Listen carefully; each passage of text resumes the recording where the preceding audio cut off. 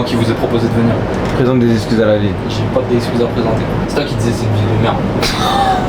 Yo les gars, j'espère que vous allez bien. Nouvelle vidéo aujourd'hui sur la chaîne YouTube. On a quitté Tokyo à peine ce matin. Une demi-heure direction Yokohama. Donc nouveau vlog. On va passer à peine 2 journées, 1 jour et demi à peu près dans cette ville. Là on vient à peine de déposer les valises qu'on avait avec les sacs à dos, etc. Donc on est un petit peu fatigué, trempé, etc. On va aller se poser dans un petit restaurant ou un petit café, un petit bar, manger tranquillement et boire. Ensuite, dans le programme, je vais aller à l'improviste dans les clubs de Naoya Inoue, donc c'est le Ohashi Boxing Club, un truc comme ça, et dans le club de Nadaka, donc qui combat RWS, là cette fois-ci en Muay Thai. Naoya Inoue, inutile de le présenter, numéro 1 ou 2 pound for pound de la boxe anglaise. Nadaka, beaucoup moins connu, mais qui fait des folies au RWS. Donc on va aller visiter les 2 clubs. Je vais voir si je peux voir les combattants, prendre une photo, etc. Juste pour l'expérience du voyage, voilà, ils sont à Yokohama les 2. Et enfin, après ça, ça va être de la visite tranquille, du shopping, on va bouger, on va se balader. Yokohama, c'est une ville très maritime avec une base navale, etc. Donc on va aller regarder un petit peu ce que ça vaut. Toujours à la recherche Instagram, ce mec là. Première constatation à chaud directement. Il fait bien plus chaud que, c'est le cas de le dire en plus, que Tokyo. Alors je sais pas si c'est un hasard ou s'il fait le même temps actuellement à Tokyo, mais là vraiment on sent qu'on est descendu un peu dans le sud.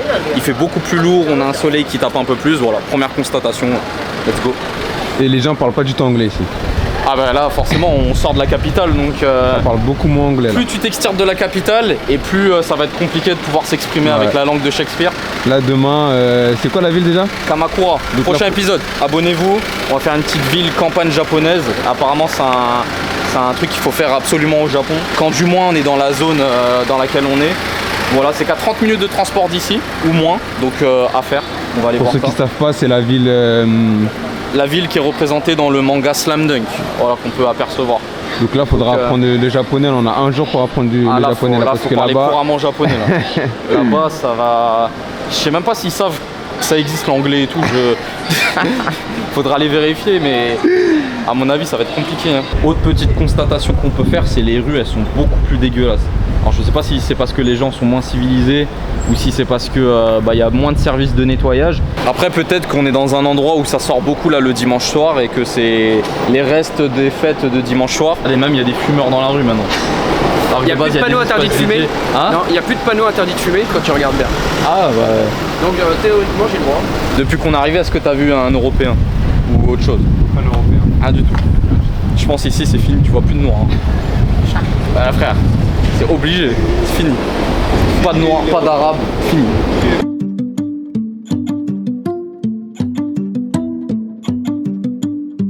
Là on est dans un magasin de chaussures parce qu'il faut que je m'achèterais bien une petite paire. J'ai trouvé ça. Elle a combien en France tu dis? Elle a 120 €. 120 €, là on la touche à 14 000 yens, c'est-à-dire 81 €. C'est une dinguerie la différence de prix. En France, elle a 160 €. Ici, elle a 110. Putain, c'est rentable. Ouais.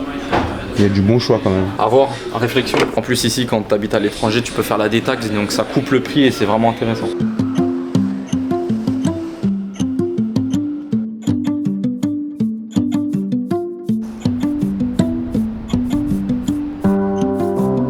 En train de taper un petit indien tranquillement. Ton premier indien, t'en penses quoi? C'est très bon. Première fois qu'il mange un indien. Vachement bon, vraiment. Le pain et tout, délicieux. Fromage. Fromage, dinguerie.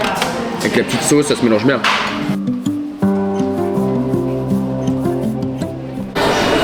Là on va se goûter les petits egg tarts. Donc ça c'est un truc qui se fait beaucoup au Japon. C'est excellent. J'avais goûté en Thaïlande pour la première fois. L'original là comme ça, c'est fait un peu avec du lait et tout à l'intérieur. Et là il y a différentes saveurs. On a un goût matcha, un goût banane caramel, un goût chocolat. On va essayer d'en tester un maximum et ça peut être vraiment cool. Donc voilà. Voilà la box. Celui qui te donne plus envie là, c'est lequel la France? L'original en vrai. Il n'y a rien de mieux. Ça c'est pour tester, tu connais, on part à l'aventure. Ça c'est caramel banane. On va voir. Caramel banane, c'est incroyable. Ouais, ça c'est des nouvelles débloquées. Et donc là, on vient d'arriver au niveau du gym de Naoya Inoue. C'est toujours très impressionnant de se rendre sur les lieux où s'entraîne l'un de tes boxeurs préférés, quelqu'un que tu suis depuis des années, sur les lieux dans lesquels il a tant transpiré, s'est tant entraîné, a tant donné pour préparer les combats que t'as vus à la télé. Malheureusement, ce jour-là, il n'était pas là, mais j'ai quand même eu l'autorisation de rentrer au niveau du gym, de pouvoir prendre des photos, vidéos, donc c'était vraiment très cool. J'ai pu prendre en vidéo les vitrines dans lesquelles sont représentés ces différents titres, ces différentes ceintures qu'il a acquéri au fil du temps. Et voilà, la salle a une très très belle ambiance, très très belle atmosphère. Ça donnait vraiment envie de s'entraîner. Au Japon, il paraît que le sport national, c'est le baseball. Et là, on est dans l'une des villes avec l'un des plus grands clubs de baseball du Japon.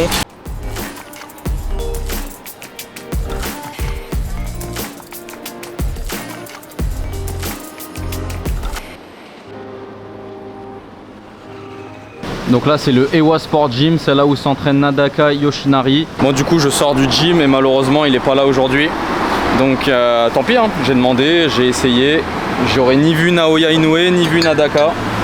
C'est pas grave, hein. C'est pas très grave. Je l'ignorais totalement à ce moment-là, mais 2-3 semaines plus tard, avec mon retour au Japon une semaine, je vous partage mon TikTok qui vous conte l'histoire de cette magnifique journée 2-3 semaines plus tard. Ça me permet de flex un petit peu. Profondément. Et à la fois je vous le raconte parce que ça me fait tellement, mais tellement plaisir, c'est une dinguerie. Actuellement je suis au Japon, je suis resté 2-3 semaines au Japon avec une petite entrecoupure en Corée, mais bref. Et je me suis dit, quitte à être au Japon, étant fan de Muay Thai, étant fan du RWS et plus principalement Nadaka, le japonais qui rafle tout en Thaïlande, autant que j'aille voir directement le RWS le 14 juillet. Bien entendu, je m'y prends un peu en retard, donc je regarde sur le site et il n'y a plus de place. Un site full en japonais, je communique avec un pote à moi en japonais, enfin un gars que j'ai rencontré au Japon, que j'ai sur Insta pour m'aider et tout, etc. Une galère, il n'y a pas de place du tout. Je me suis dit, c'est pas grave, je vais aller directement au stadium en question et je vais aller voir si on peut récupérer une place directement là-bas. Je fais 1h30 de transport aller, 1h30 de transport retour pour nada, rien. Il n'y a plus de place, que des gens, personne parle anglais là-bas et tout, c'est le bordel. Actuellement, on est jeudi, l'événement, je précise que c'est dimanche 14 juillet. Je me dis, dernière chance, de manière totalement désespérée, j'avais presque abandonné l'idée que j'allais aller voir cet événement de boxe. Je regarde sur le site du Eiwa Sport Gym, donc le club de Nadaka en question qui est situé à Yokohama, pareil, 3/4 d'heure de chez moi. Je me dis, vas-y, on va regarder s'il y a peut-être pas un cours d'entraînement, un truc comme ça, je fais une session d'entraînement et je vais voir si dans la foulée, je peux prendre un billet. Donc pareil, c'est ce que je fais, le site full japonais, je dois faire des Google traductions dans tous les sens et tout. Je finis par trouver un cours d'entraînement supervisé par Nadaka à 13h15. Je fonce direct, je fais mon inscription, ça coûte 1100 yens, donc à peu près 7 €, c'est que dalle, pour être entraîné par un professionnel champion du RWS. Voilà, en plus d'avoir fait 1h30 d'entraînement avec Nadaka, en plus d'avoir pris une photo avec lui telle une bonne groupie, j'ai obtenu mon ticket pour l'événement.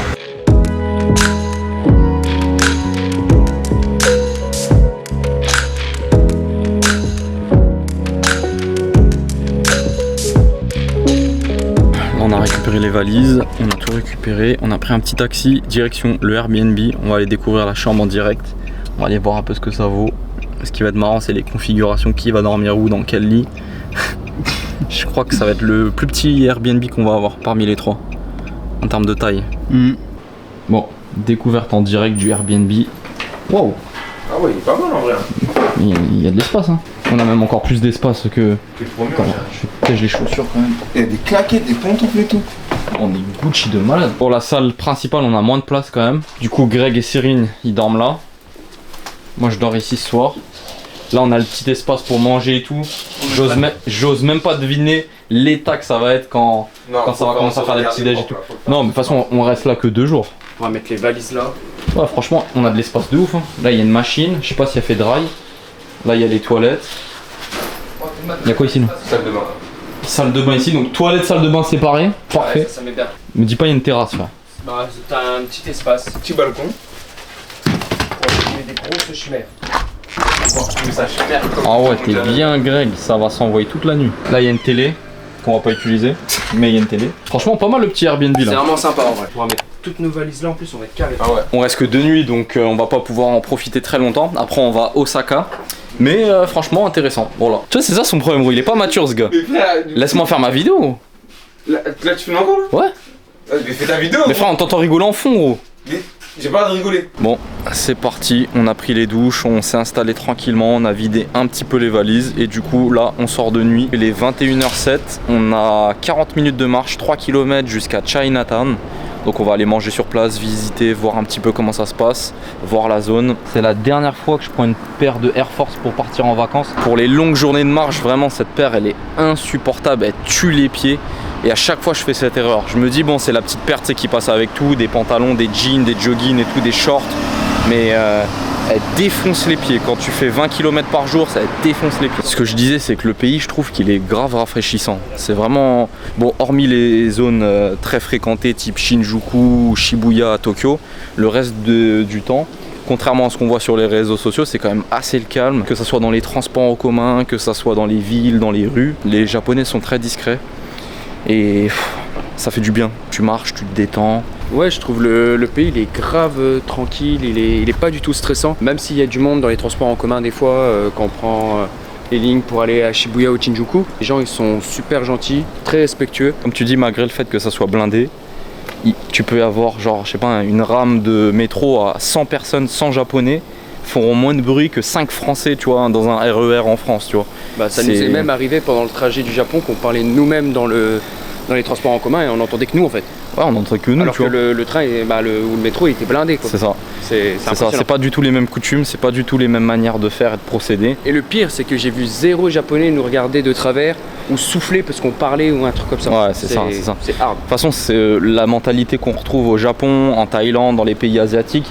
C'est des personnes qui vont pas vouloir, contrairement en France, s'imposer et faire des réflexions ou faire comprendre à quelqu'un qui gêne, etc. Ils veulent pas froisser les gens. La communauté japonaise est très agréable. Après, il y a quelques exceptions, malheureusement.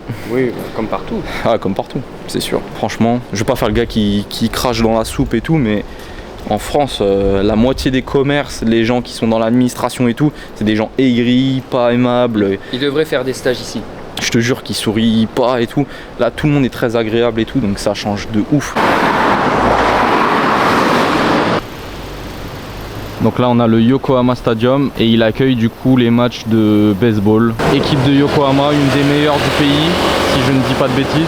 Bien entendu, je ne connais rien sur ce sport. Pour les fans de baseball, Yokohama, c'est sûrement une ville à faire si vous voulez regarder un petit match. Ça fait même pas 24 heures qu'on est dans cette ville, mais j'ai l'impression qu'ici, ils connaissent pas le football. Je vois juste des maillots de baseball, des terrains de baseball, etc. Bon, alors, je sais pas si c'est exactement là ou alors il faut qu'on continue encore un petit peu, mais ça m'a l'air bien mort. On dirait que tout est terminé déjà depuis 1 heure, qu'on vient après la fête, donc on va aller voir ça directement. Mais pour l'instant, rien de ouf ici. Ok, bon, ça m'a l'air d'être là, mais d'un premier point de vue, franchement, ça m'a l'air un peu mort. Tout a l'air d'être sur la fermeture. En fait, je pense qu'ici, ça doit vivre beaucoup plus la journée. Ça ferme assez tôt, les commerces, etc. Quand je vois ce genre de truc, ça m'intrigue. Ça me donne envie de tester, tu vois. Je sais pas s'il y a de la viande à l'intérieur, mais moi, j'aime bien manger des nouveaux trucs. Là, on a trouvé un petit resto, Jacquen. On va tester ça. Là, on vient de finir le resto. C'était cool. Non, on n'avait pas beaucoup de choix pour ceux qui mangent pas de viande. Là, on est éteint, on va rentrer au Airbnb. On arrive à Yokohama Air Cabin. Prochaine activité, on va monter en télécabine sur le haut de Yokohama. Pourquoi pas faire la grande roue après? Je sais pas où Pourquoi pas, ouais. Je l'ai vu tout à l'heure quand on était dans le train. Ouais. Elle est par là. Oh, c'est dur ça, merde. J'ai cru que c'était... Ah ouais. Les gars, l'activité elle est incroyable. Ça va être insane. Ça va être simple. Moi, j'ai déjà passé sur Tokyo. Ouais.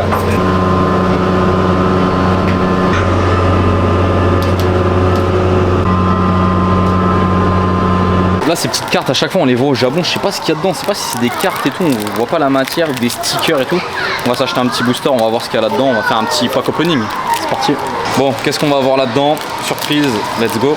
Je sais pas, il y a combien de cartes déjà? Ça, c'est même pas des cartes. Je sais même pas ce que c'est. Un gâteau? C'est quoi ça? Comme ça, un gâteau. Hein? C'est un troll. Attends. Il y a une carte quand même dedans. Oh. Un petit sticker. Voilà. Là, si tu devais en choisir une, tu choisirais laquelle? Moi, je partirais sur... Incroyable. Il y a un mélange de sagas. Il y a la saga Cell, avec le Vegeta comme ça et le Cell deuxième forme. Ouais. Et t'as la saga Saiyan au tout début, Sangoku, Raditz, Gohan quand il s'énerve. Je partirais sur celle-là, moi. Gohan quand il s'énerve, ouais. Ah, moi j'hésite. Mais là, elle est violente. T'as celle-là comme ça qui s'incline. Elle est violente. Ouais. Ici, tu choisis qui? C'est pas comment lui déjà? C'est le pote... Sabito. C'est son pote.